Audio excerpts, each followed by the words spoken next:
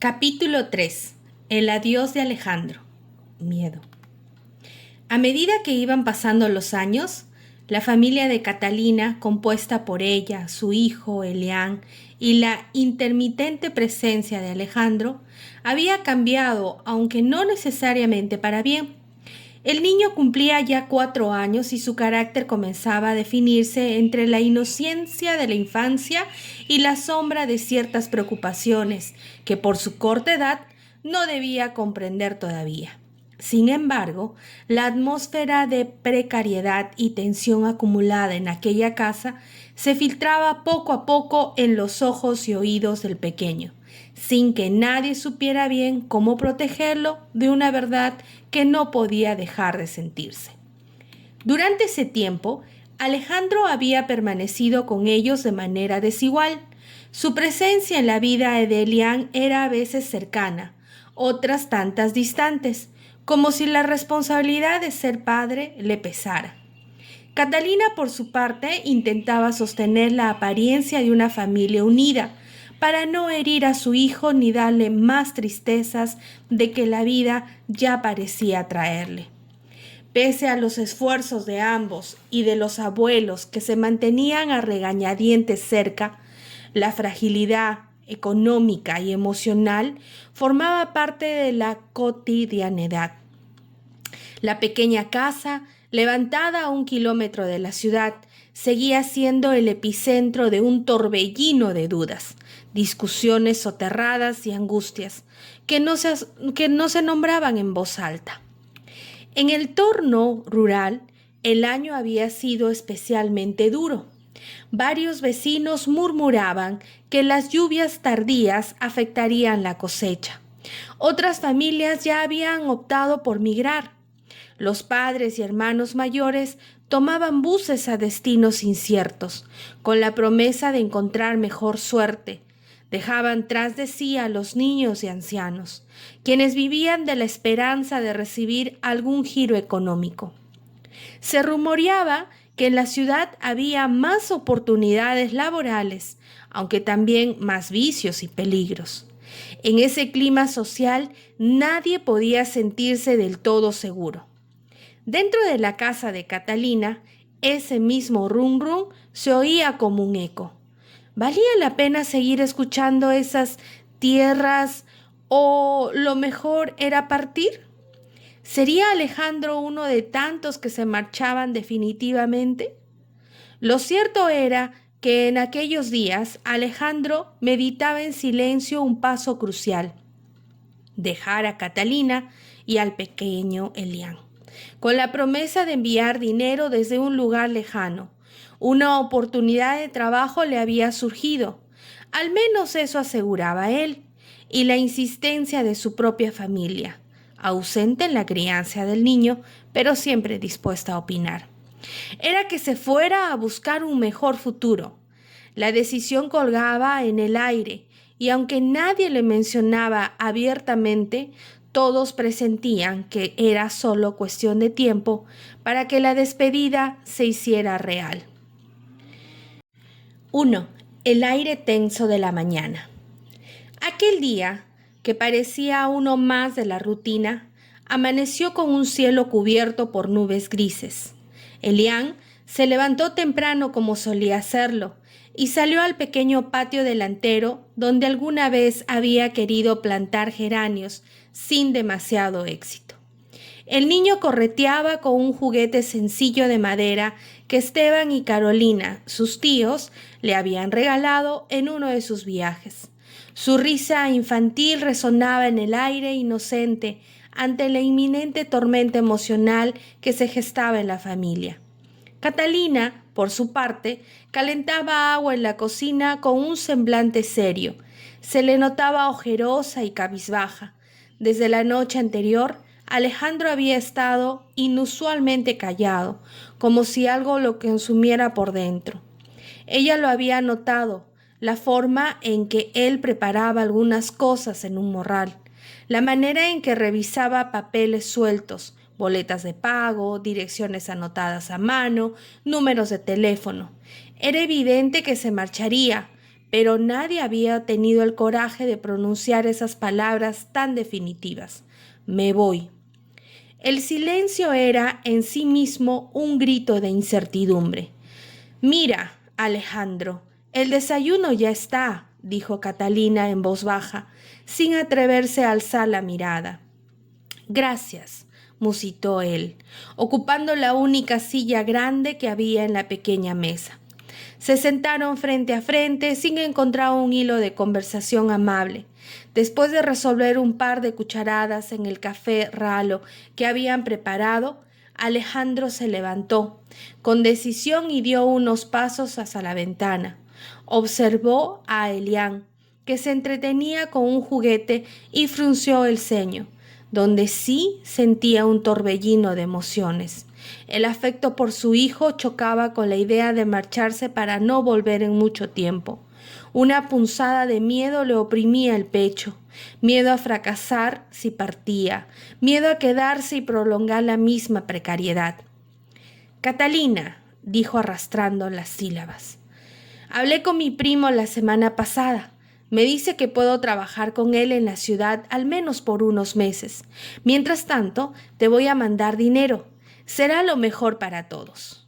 Apenas soltó esas palabras, se arrepintió de lo directo que había sonado. Hace tiempo que lo meditaba, pero verbalizó lo real.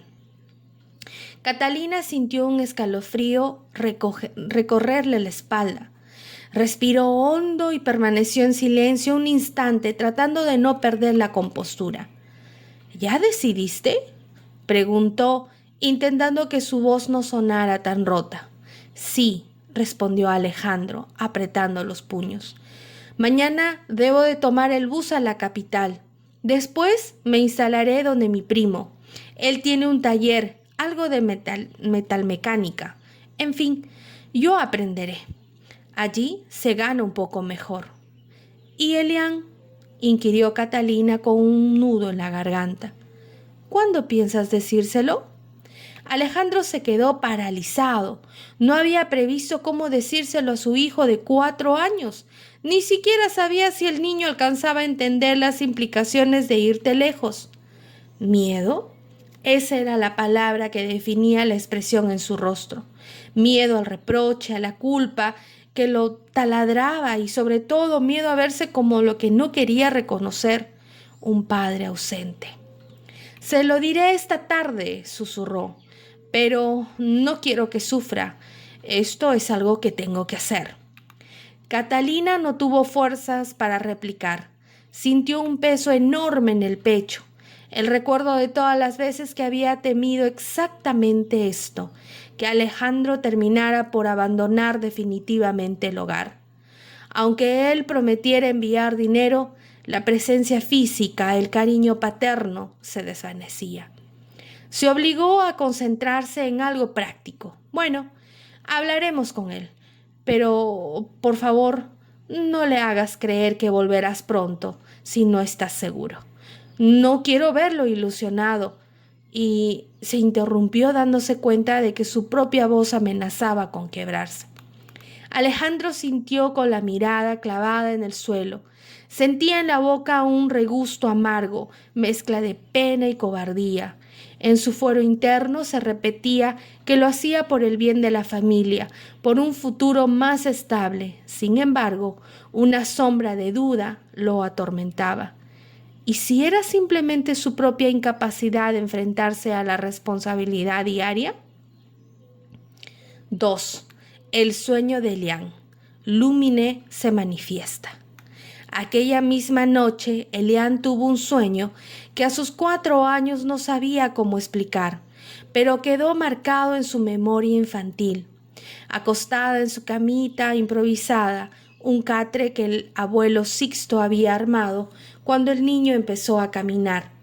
Se durmió tras un rato de escuchar la radio encendida en la habitación contigua. Escuchó voces lejanas, murmullos de sus padres, y en su mente inocente algo le dijo que estaba hablando de él. En su sueño se vio a sí mismo en el patio de la casa, vestido con una camiseta descolorida y los pies descalzos. El cielo estaba extrañamente luminoso, como si fuera de día y noche al mismo tiempo.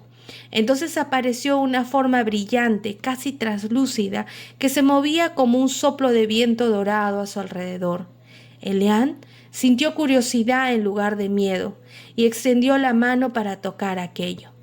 De pronto, sintió como si una brisa cálida lo envolviera, infundiéndole tranquilidad. En ese instante, la forma luminosa pareció hablarle sin emitir sonido. Pequeño, todo cambiará pronto. No temas, no estás solo. Elian escuchó esas palabras como si salieran desde dentro de su propia cabecita. Se quedó mirando aquel destello que se expandió por el cielo hasta transformarse en una especie de enorme arcoíris. Sintió ganas de reír, pero al mismo tiempo una lágrima resbaló por su mejilla. En su inconsciente infantil comprendió que algo grande estaba a punto de pasar y que su mundo se movería de un sitio a otro. Luego, la visión se desvaneció y el niño despertó de repente. Miró alrededor desorientado hasta que reconoció la penumbra de la habitación. Su madre dormía a unos pasos, en la misma estancia. Alejandro, al otro extremo, roncaba leve. ¿Qué fue eso tan lindo?, se preguntó Elian, recordando la calidez del brillo. Inquieto, cerró los ojos intentando recuperar el sueño, pero no pudo. Pasó el resto de la noche arropado en su manta, con una mezcla de paz y confusión que no sabía nombrar. Así, la presencia de Lumine, la energía sutil y siempre atenta, le había anunciado el cambio inminente. 3. El día de la despedida. A la mañana siguiente, Elian se levantó con un cosquilleo en la barriga. No era hambre, era esa sensación difusa de que algo lo preocupaba. Observó a su padre guardar algunas ropas en una maleta vieja y sintió ganas de preguntar por qué.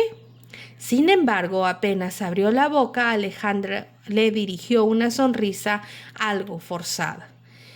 «Hijo, ¿te gustaría acompañarme a comprar pan a la tienda?».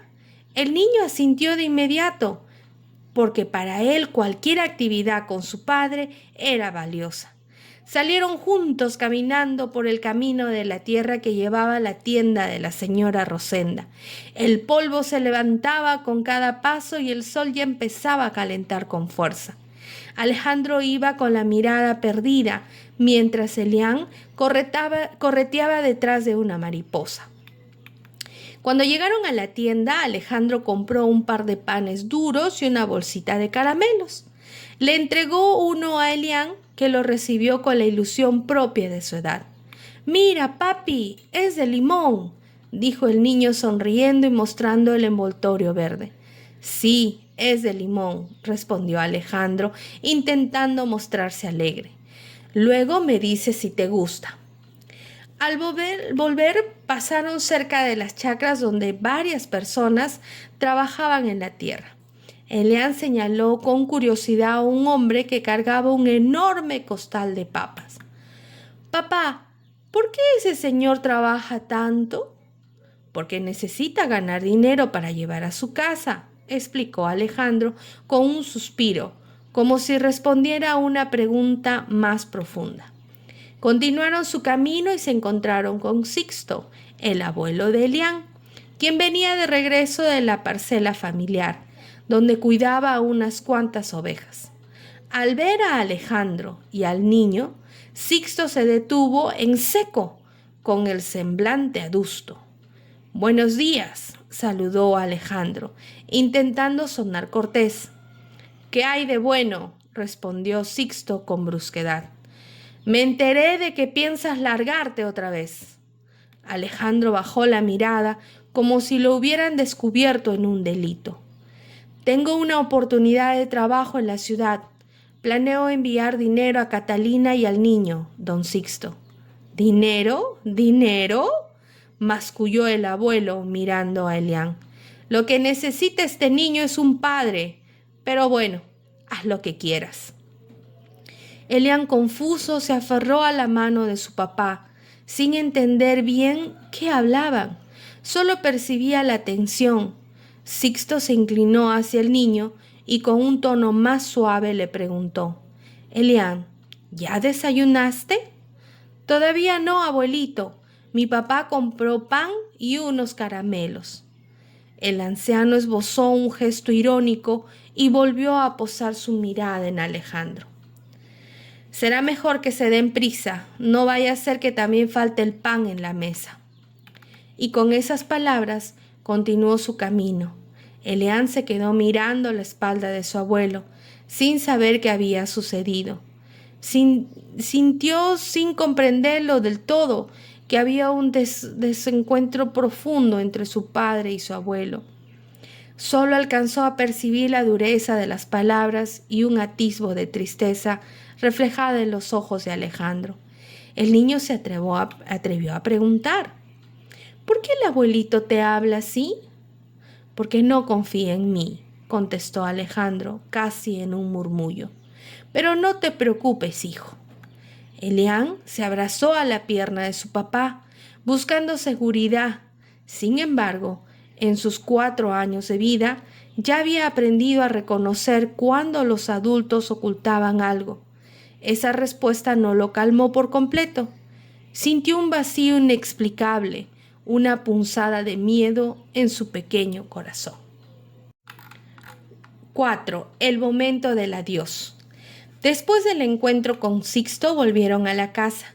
Catalina estaba sentada afuera en un banquito de madera, con la mirada clavada en los cerros lejanos.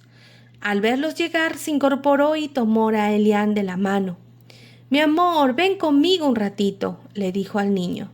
«Tu papá necesita empacar un par de cosas más».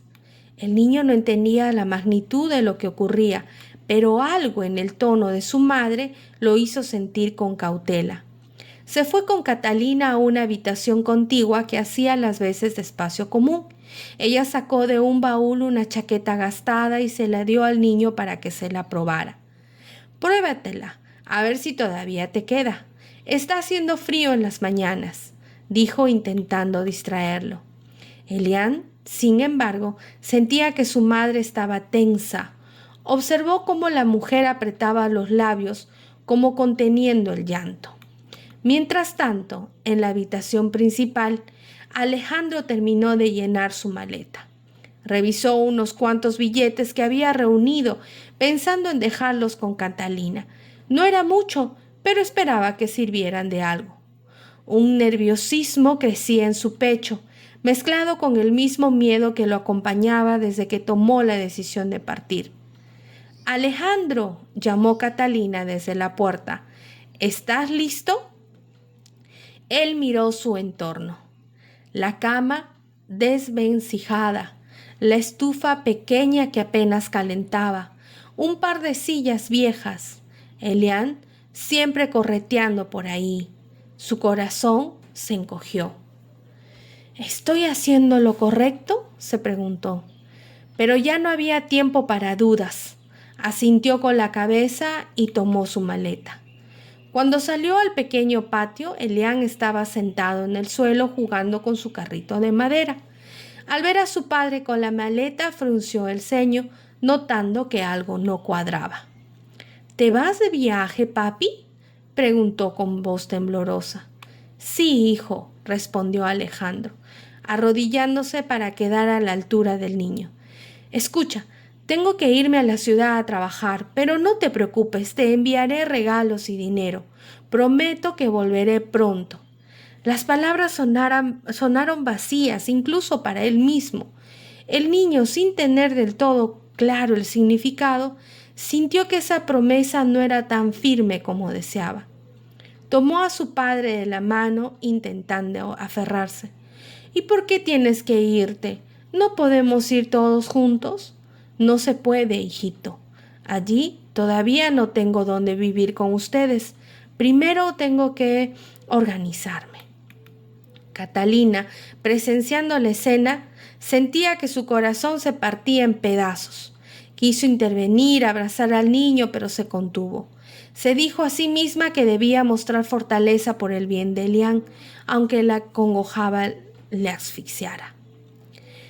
Elián, dijo ella, con voz temblorosa, vamos a despedirnos de papá. Va a trabajar para que no nos falte nada. Él nos llamará cuando pueda. El niño parpadeó varias veces mirando a su madre y a su padre. Con apenas 4 años percibía que ese adiós podría durar más de lo que decían. Sintió un nudo en la garganta y sin pensarlo 2 veces soltó un sollozo que se fue expandiendo hasta convertirse en llanto. Alejandro lo tomó en brazos intentando consolarlo. No llores, campeón. Todo estará bien, te lo prometo.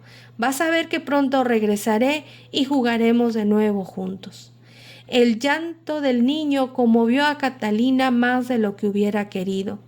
Se acercó, lo envolvió a ambos en un abrazo y cerró los ojos, intentando guardar ese momento en su memoria, quizás intuyendo que pasarían muchas lunas antes de que se repitiera. 5. El murmullo de los abuelos. Mientras la despedida tenía lugar en la pequeña casa contigua donde vivían Sixto y Elena, se respiraba un ambiente cargado de resentimiento y comentarios a media voz. Elena, con la intuición de que algo estaba sucediendo, se asomó por la ventana y vio a Alejandro con la maleta rodeado por Catalina y Elián. Apretó los labios angustiada, luego volteó hacia su esposo, que se hallaba sentado a la mesa. Tomó mate de coca. Parece que se va de verdad, dijo Elena con susurro. Pues que se largue, contestó Sixto, encogiendo los hombros con frialdad. Ese muchacho nunca fue un buen prospecto para nuestra hija. Pero es el padre de Elián, replicó Elena bajando la voz. No deberías hablar así delante del niño. El niño merece algo mejor que él, bufó el anciano. Esa es la verdad. Se produjo un silencio tenso. Elena sabía que su marido sufría por el bienestar de Catalina y Elián, pero no encontraba otro modo de expresarlo que no fuera la rabia. Se acercó a él y le puso una mano en el hombro. Sixto, no demos más problemas a Catalina. Bastante tiene con esa situación. Quizás debamos ofrecerle apoyo, ¿no crees? Él soltó un suspiro pesado. Observó por la ventana cómo Alejandro besaba la frente del niño y se marchaba en dirección al camino de tierra que conducía al pueblo. Catalina se quedó quieta, sosteniendo la mano de Elián, mientras el niño sollozaba en un puchero interminable. Está bien, aceptó Sixto con voz ronca. Si nuestra hija y nuestro nieto nos necesitan, ahí estaremos. Pero no me pidas que hable bien de ese tipo. No te lo pido, dijo Elena, solo que no eches más sal en la herida. El anciano, con un gesto áspero, se incorporó, se puso su sombrero y salió de la casa diciendo: Iré a ver las ovejas. No quiero estar aquí cuando regresen a pedir explicaciones. Elena se quedó sola, sintiendo el peso de la amargura y la preocupación. Con pasos lentos se encaminó hacia la casa de Catalina, dispuesta a ayudar como pudiera. Encontró a su hija en el patio, meciendo a Elián que lloraba en su regazo, repitiendo una y otra vez: «Papá se fue, papá se fue». «¿Cuándo vuelve, mamá?». La mirada de Catalina reflejaba un dolor tan profundo que Elena tuvo que tragar el nudo de su garganta para no romper en llanto también. Se acercó y acarició la cabeza del niño. «Hija, todo irá bien», murmuró. «Vamos adentro. Está empezando a correr un viento frío». 6. Las palabras de un abuelo dolido. Durante el resto del día, Elián estuvo más callado que de costumbre. Siguió con su carrito de madera y en ocasiones se asomaba al camino como esperando que su padre volviera en cualquier momento. Catalina intentó distraerlo, contándole historias de animales y ayudándole a dibujar con unos lápices de colores gastados, pero el niño no dejaba de mirar la puerta. Al atardecer llegó Sixto, quien había pasado casi toda la jornada en la chacra, seguramente para evitar encontrarse con la escena del adiós. Sin embargo, necesitaba ver a su nieto. Algo en su interior lo impulsaba a acercarse a Elian. Entró en la casa, donde Catalina preparaba una sopa, y se encontró al niño sentado en un banquito sin hablar. «Hola, chiquillo», dijo el abuelo con su típica brusquedad. «¿Por qué estás tan callado?» Elian levantó la mirada y tras un instante de duda corrió hacia él y se aferró a su pierna. El anciano se sorprendió un poco, pero correspondió el abrazo de forma torpe.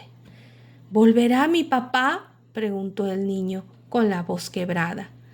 Sixto tragó saliva. No era bueno para la ternura, pero ver a su nieto así lo conmovía.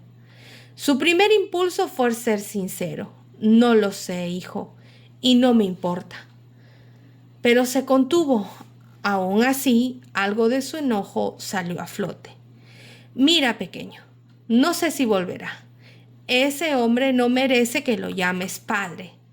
Soltó y apenas lo dijo, se arrepintió a ver la expresión de Elian. «Pero no tengas miedo. Tú no estás solo. Tienes a tu mamá, a mí y a tu abuela. No nos iremos». El niño no entendió del todo las palabras, pero sí captó la carga de resentimiento que contenía. Sintió una nueva oleada de tristeza, pues el que quería a su padre, por mucho que se hubiera marchado, no pudo evitar que las lágrimas resbalaran por sus mejillas. «Yo quiero a mi papá», murmuró entre sollozos. El abuelo se sintió incapaz de consolarlo con un discurso amable. Acarició torpemente la cabeza de Elian y sacudió la suya. Lo sé, musitó, pero no llores, que ya verás que podrás salir adelante sin él. Tú eres fuerte, chiquillo». Catalina, que había presenciado la escena desde la cocina, intervino con voz suave. «Papá, ¿puedes ayudarme a traer agua del pozo? Así prepararemos un mate para Elian y para nosotros». Tomó al niño de la mano para llevárselo consigo, intentando suavizar la tensión que se había generado. En su interior agradecía que su padre al menos intentara estar presente. Aunque sus palabras fueran tan duras, sabía que Sixto también sentía miedo. Miedo de que la familia se viniera abajo, miedo de que Elian creciera resentido, miedo de tener razón respecto a la irresponsabilidad de Alejandro.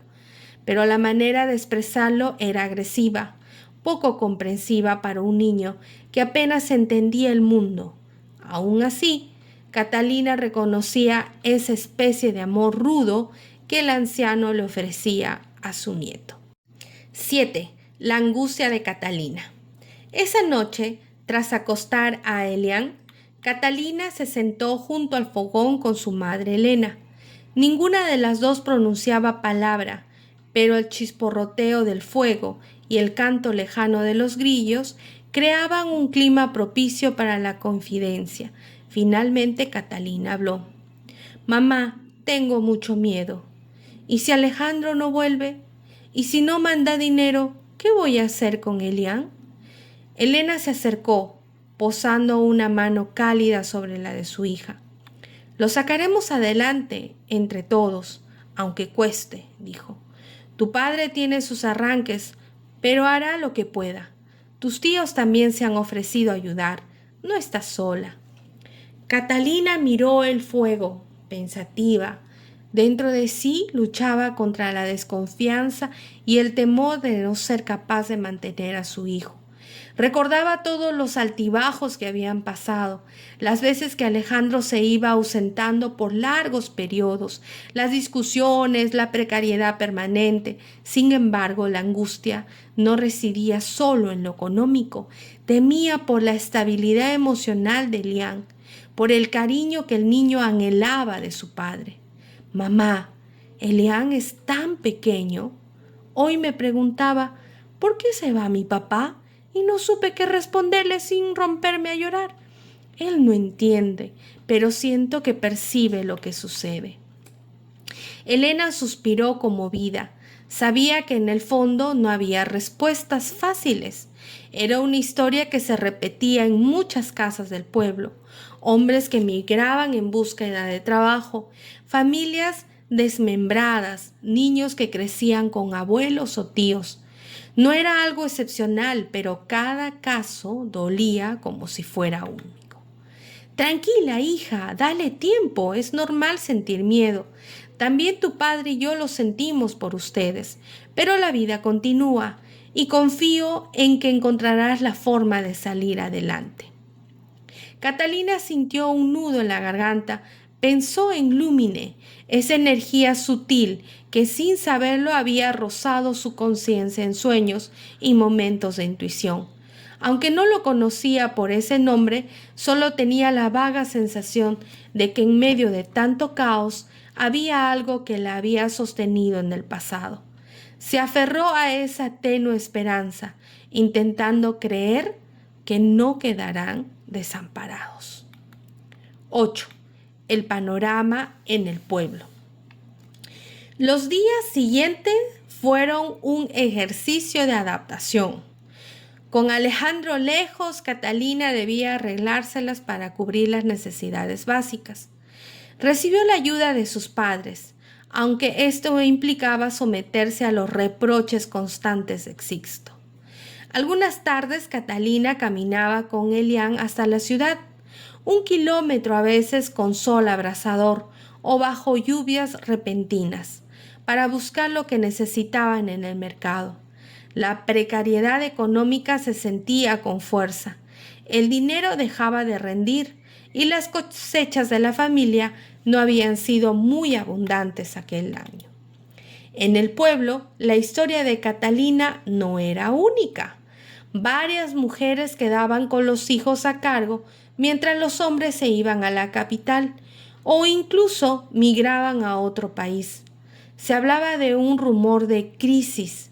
Aunque no se entendiera bien, los precios subían, los trabajos escaseaban y la radio local repetía noticias acerca de protestas en otras regiones, mientras en cada hogar la gente hacía lo posible por alimentar y vestir a los suyos. Así estamos todos, comentaba la señora Rosenda en la tienda, cuando Catalina iba por pan o arroz. Mi hijo mayor se fue a Lima hace 6 meses y no volvió. Me prometió enviarme plata, pero apenas me mandó algo la primera vez. Dicen que la vida ya es cara, que todo se va en alquiler. Catalina asentía en silencio, sintiendo el reflejo de su propia incertidumbre. Buscaba no mostrarse excesivamente vulnerable, pero la congoja le pesaba en la mirada. Al menos tienes a tus papás, hija, añadía Rosenda. Otros no tienen a nadie. A Catalina ese consuelo le sabía amargo porque sabía que si bien sí contaba con sus padres, la tensión con Sixto era como una cuerda a punto de romperse. Sin embargo, se aferraba a la certeza de que su madre, Elena, la apoyaría incondicionalmente y que su padre, pese a su dureza, no la dejaría pasar hambre con Elian. 9. Los días sin papá. Con el paso de las semanas, Elian empezó a preguntar menos por su papá, pero seguía teniendo pesadillas. A menudo se despertaba llorando a medianoche y Catalina corría a su lado para consolarlo.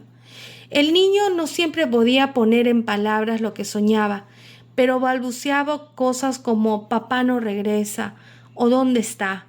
Ella lo abrazaba sintiendo que el miedo se había anclado en el pequeño corazón de su hijo. Mamá, papá dijo que me iba a traer un carrito rojo. ¿Cuándo me lo va a dar?, preguntaba Elian, con la inocencia de un niño que no conoce la palabra abandono. Catalina tragaba saliva, forzando una sonrisa. Pronto, hijito. Él está trabajando para poder enviarnos un regalo. Por dentro un remolino de dudas la sacudía. ¿Llegará la prometida ayuda económica? ¿O tendrán que enfrentar la realidad de que Alejandro se diluyera como tantos otros en la lejanía de un trabajo incierto? 10. El presagio en otro sueño. En medio de esta nueva rutina, una noche, Elian volvió a soñar con aquella presencia luminosa que se había manifestado tiempo atrás. Estaba otra vez en el patio de su casa. Todo parecía oscuro, como si fuera de madrugada, pero notaba que en el cielo brillaba una estrella de un color dorado intenso. El niño alzaba la vista, fascinado, y de pronto sentía la misma calidez de antes, como si un manto suave lo cubriera. No hubo palabras esta vez, sino una sensación de protección.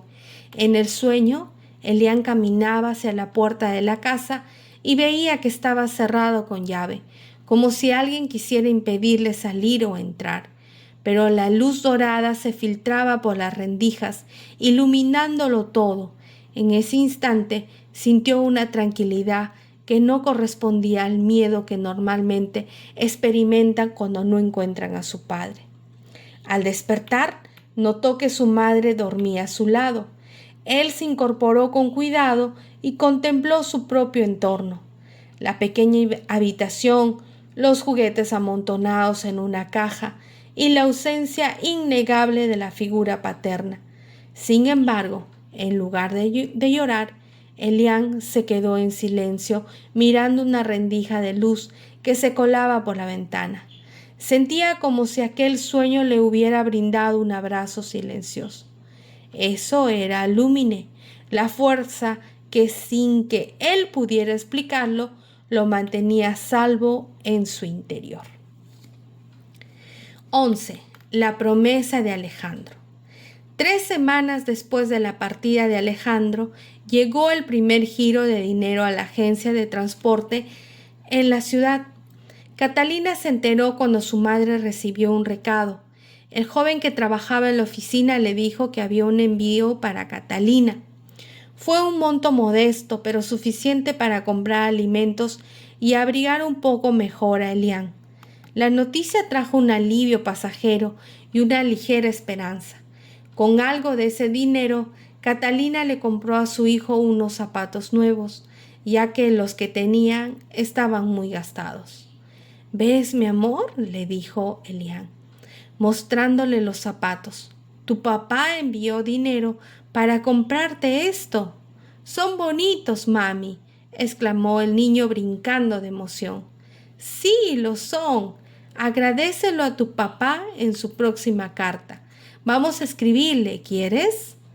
Desde que Alejandro se fue, Catalina había pensado que escribir cartas podría ser una manera de mantener el vínculo. Así el niño podía dibujar o contarle cosas. Sin embargo, no estaba segura de si él tendría tiempo o interés para leerla. Aún así, valía la pena intentarlo. «Sí, quiero dibujarle mi carrito», dijo Elian entusiasmado. «Perfecto, le contarás que estás bien, que te portas obediente, ¿de acuerdo?». La sonrisa de su hijo era genuina, pero Catalina no podía evitar sentir una punzada de melancolía. Era duro reconocer que la comunicación con el padre del niño dependía de envíos esporádicos de dinero y cartas a destiempo. Aún así, el miedo se atenuaba con un poco, en señal de que al menos por ahora Alejandro no los había olvidado. 12. Las recriminaciones constantes. Si bien el primer envío de Alejandro ayudó, no tardaron en surgir los comentarios sarcásticos de Sixto. «¿Ya ves? Mandó un poco de plata. Esperemos que no sea solo la primera y última vez. decía el abuelo cada tanto con un tono de desconfianza. Papá, no digas eso delante de Elian, protestaba Catalina, intentando proteger a su hijo de esos juicios. ¿Que no le diga? Tú misma sabes que ese muchacho no es de fiar. Pero bueno, espero equivocarme. Esas pullas se repetían cada vez que el abuelo consideraba que algo andaba mal.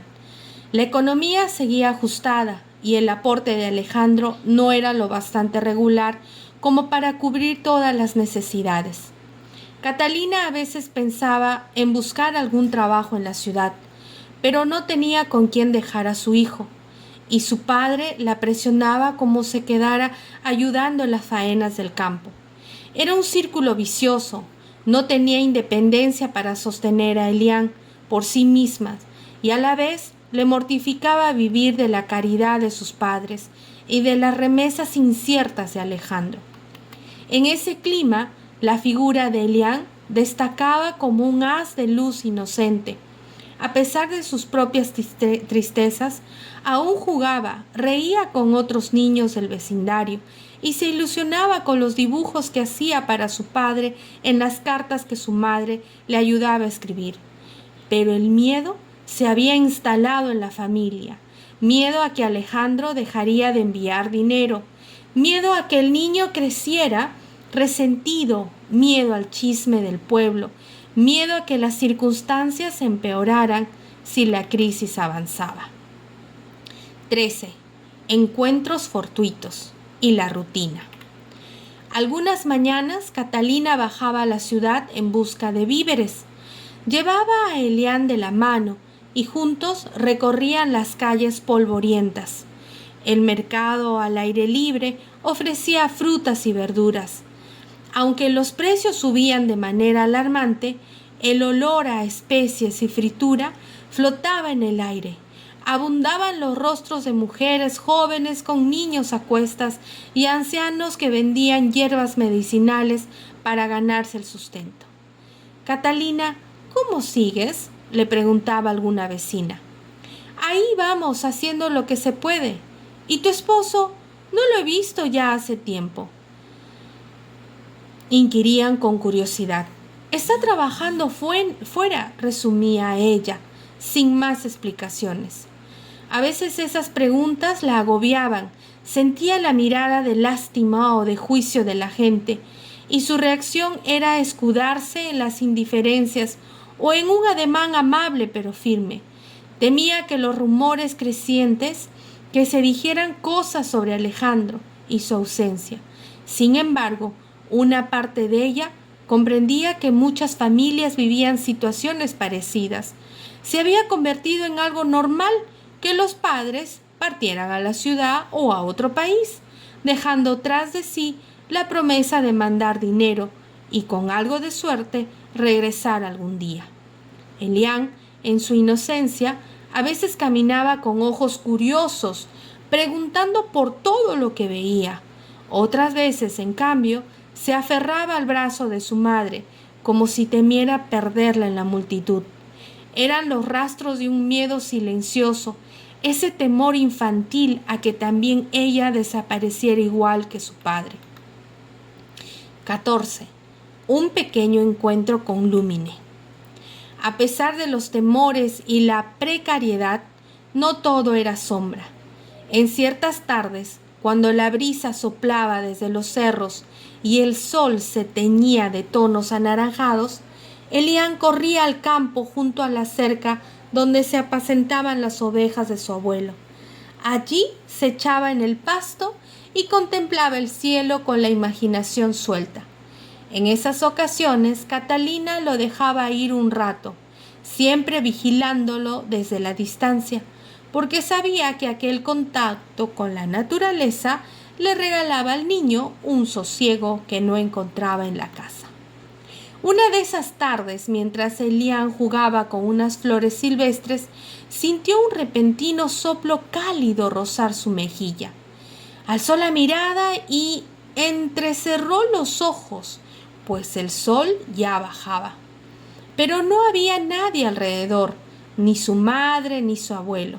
Se quedó inmóvil, sintiendo que un suave murmullo se arremolinaba a su alrededor como un susurro que le decía: no temas. Fue un instante fugaz, apenas un parpadeo, pero el niño sintió un cosquilleo en el corazón y una paz instantánea parecida a la de sus sueños con las figuras luminosas. Se preguntó si habría sido el viento o algún ángel o algo que no podía nombrar, pero su mente infantil, aquello era solo algo bonito que lo tranquilizaba. Se levantó y corrió hacia la casa para contarle a su madre que sentía cosquillas de luz en el pecho. Catalina con ternura lo escuchó y sonrió sin entenderlo del todo, asumiendo que su hijo tenía una imaginación despierta. ¿Y qué dicen esas cosquillas de luz, Elian? Dicen que no debo tener miedo, contestó él con ojos brillantes. La madre lo abrazó, sintiendo un escalofrío dulce, como si un presentimiento le dijera que había en el niño una conexión especial con algo que los adultos no podían percibir con claridad. Quizás, pensó, era un simple juego de su imaginación, o tal vez una fuerza divina, un resplandor guardado en el espíritu del niño, que lo acompañaba a pesar de todas las turbulencias de la vida. 15. Epílogo. La sombra del miedo y la puerta abierta. La despedida de Alejandro había ocurrido sin grandes aspavientos, pero había dejado un silencio nuevo en la casa. Catalina hacía lo posible por mantener la rutina y sembrar una pizca de esperanza en el ánimo de su hijo. Sixto, aunque reacio, ya no comentaba tanto sobre Alejandro, quizá para no dañar aún más la inocencia de Elian. Elena se dedicaba a apoyar en labores domésticas y a cuidar del niño cuando Catalina necesitaba un respiro. Por su parte, Alejandro enviaba dinero de forma irregular y en un par de cartas mencionó haber encontrado un trabajo estable en un taller mecánico. Sus palabras repetían la idea de que volvería pronto, aunque sin fecha concreta. Cada vez que Catalina recibía alguna noticia, procuraba leérselas a Elian, y el niño se alegraba de saber de su padre. Sin embargo, en su corazón ambos entendían que esa alegría era agridulce, matizada por el temor de que esas promesas no se cumplieran. Elian, en su quinta noche tras la partida de Alejandro, tuvo otro sueño. Esta vez se veía a sí mismo en una casa luminosa, con paredes pintadas de colores vivos. No estaba su padre, pero sí sentía cerca a su madre y a sus abuelos. Allí jugaba sin miedo, y Lúmine, esa energía sutil, se manifestaba de nuevo como un fulgor dorado que rodeaba la estancia dándole un aire de acogida. Al despertar, el niño no lloró, solo se quedó pensativo, preguntando si algún día tendría una casa así, donde reinaría la tranquilidad y nadie tuviera que irse para sobrevivir. Ese anhelo germinado en su imaginación quizás sería la semilla de su coraje futuro, pero por ahora el capítulo de su vida se cerraba con el sello de la incertidumbre y el miedo, un miedo que se colaba en cada conversación, en cada mirada de la madre, en cada susurro de los abuelos, un miedo que sin embargo no podía derrotar del todo el calor suave de la presencia de Lúmine. En ese niño de 4 años latía un corazón sensible y atento a la luz, dispuesto a resistir los embates de la vida, a pesar de la ausencia de su padre y de la precariedad de lo que le rodeaban. Con esa mezcla de dolor, esperanza, se sellaba la partida de Alejandro y el inicio de una nueva etapa para Elian. Atrás quedaba la imagen del hombre en la puerta, maleta en mano, prometiendo enviar dinero y volver algún día. Adelante se abriría el largo sendero de la infancia, con sus propios retos y descubrimientos, y como testigo silencioso, la vibración del miedo que daba al acecho, lista para convertirse en algún momento en el motor que impulsaría a Elian a buscar su propia fuerza y libertad.